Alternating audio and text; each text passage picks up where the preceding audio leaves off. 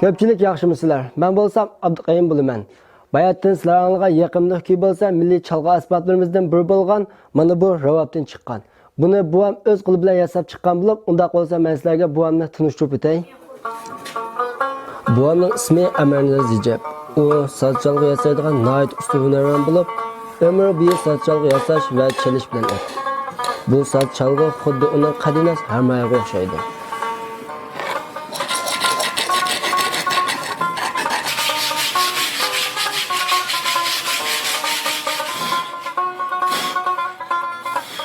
Buvam ravab chalishqa hammadan aniq.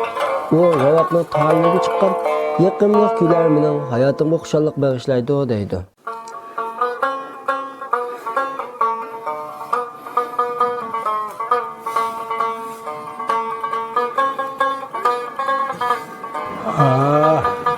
Topuqlab qopti butam sizga.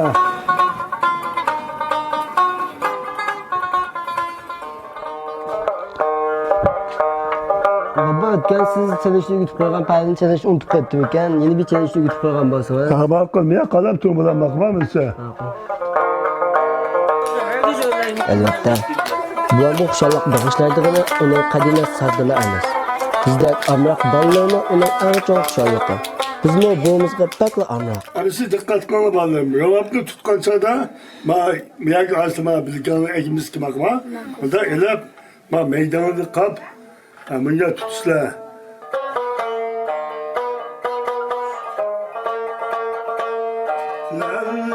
Men buvamning bu amroq sazlarining biz bir oylik kishilarga xushallik va inoq bag'ishlaganligiga rahmat aytaman.